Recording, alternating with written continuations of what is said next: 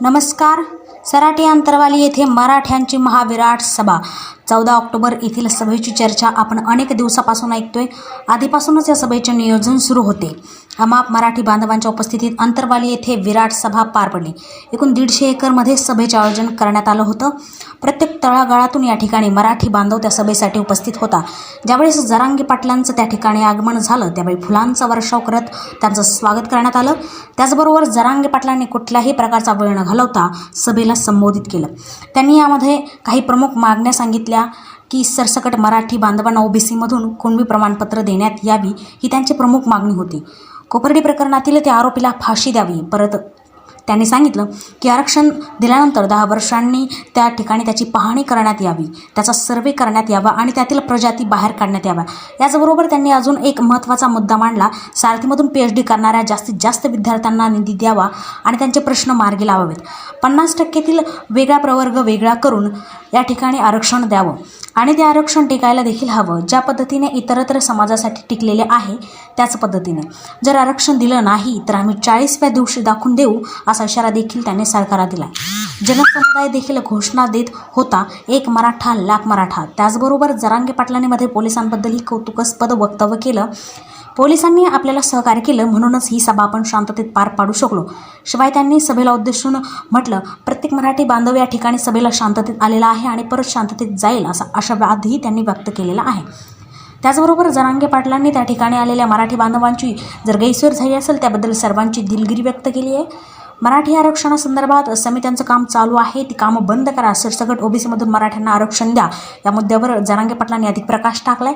त्याचबरोबर पंतप्रधान नरेंद्र मोदी, गृहमंत्री अमित शहा, केंद्रीय मंत्रिमंडळ यांना सर्वांना विनंती करत जरांगे पाटलांनी म्हटले, मराठी समाज हा सर्वात मोठा समाज आहे, या समाजाच्या हालापेष्टा करू नका अशी विनंती देखील त्यांनी केली.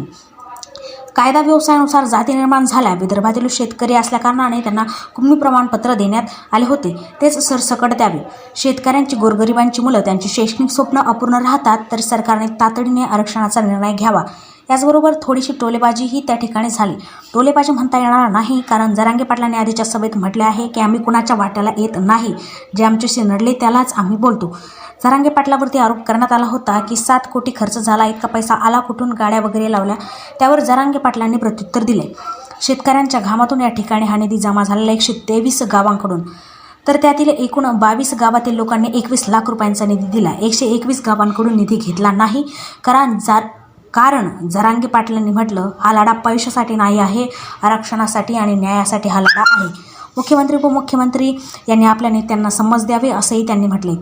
केंद्रातील आणि राज्यातील सत्तेसाठी मराठ्यांचा मोठा सिंहाचा वाटा आहे असंही जरांगे पाटलांनी म्हटले. मराठ्यांना जर आरक्षण दिलं तर राज्य सरकार आणि केंद्र सरकारला जनता डोक्यावर घेऊन नाचेल असंही ते बोलले. सर्वात महत्त्वाची गोष्ट जरांगे पाटलांनी सांगितले, मराठ्यांना डिवचण्याचा प्रयत्न केला जातोय. त्यांनी या ठिकाणी शांततेच्या मार्गाने आंदोलन करायचे आणि शांततेच्या मार्गानेच आरक्षण मिळवायचे. 22 ऑक्टोबरपर्यंत जर आरक्षण नाही मिळालं तर 22 ऑक्टोबरला पुढील आंदोलनाची दिशा ठरणार असंही ते म्हणाले. सरकारने येथे आलेल्या मराठी समुदायाच्या भावना लक्षात घेऊन त्यांना 10 दिवसात आरक्षण द्यावे. जर 24 ऑक्टोबरपर्यंत आरक्षण मिळालं नाही तर मनोज जरांगे पाटील टोकाचं उपोषण करणार आहे असाही इशारा त्यांनी सरकारला दिलाय. ते म्हणाले, एक तर माझी अंत्ययात्रा निघेल, नाही तर मराठी आरक्षणाची विजय यात्रा, शिवाय माघार घेणार नाही. सरकारचा मराठ्यांना फोडण्याचा फुटीर धोरण बघून त्यांनी मराठ्यांना सांगितले की कुठलाही उद्रेक नकोय, फक्त आणि फक्त शांततेचाच मार्ग. त्याचबरोबर सरकारवर खरमरीत टीका करत जरांगे पाटील म्हणाले, जिथे सरकारचं डोकं बंद पडतं तिथे मराठ्यांचं डोकं सुरू होतं. सभेदरम्यान जरांगे पाटलांनी म्हटलंय की त्यांचं फेसबुक अकाउंट देखील या ठिकाणी बंद झाले अशी माहिती त्यांनी दिली. पण सभेच्या अखेरपर्यंत ते त्यांच्या मागणीवर ठाम होते. जोपर्यंत आरक्षण मिळणार नाही तोपर्यंत 1 इंचही मागे हटणार नाही.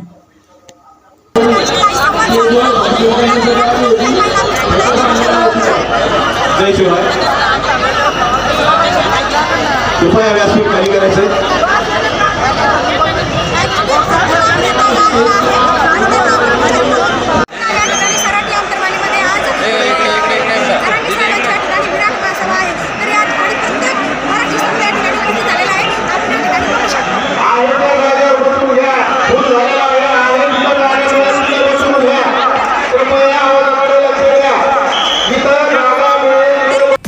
अपराध को देंगे मुंह तोड़ जवाब, हर बेरोजगार को देंगे सरकारी नौकरी, हर गली में रखेंगे पुलिस वाले, न होगी बेरोजगारी, न होंगे अपराध। प्रॉपर्टी माफिया को करेंगे खत्म।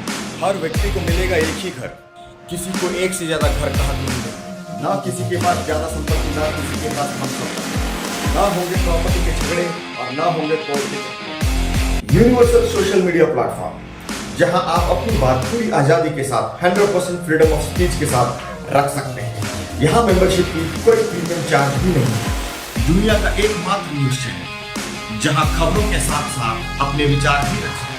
आप अपनी हर खबर आप अपने पर्सनल न्यूज पेज पे आप पब्लिश कर सकते हैं, और अगर आप अपनी बात रखना चाहते हैं, अपने विचार रखना चाहते हैं, तो वो आप अपने पर्सनल ब्लॉग पेज पे आप पब्लिश कर सकते हैं, सिर्फ UCPvoicenews.com पे।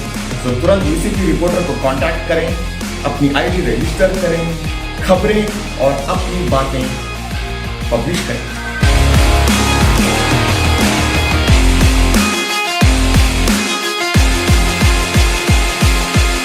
खबर के लिए बने रहिए UCP वॉइस के साथ। UCP वॉइस, देश की आवाज।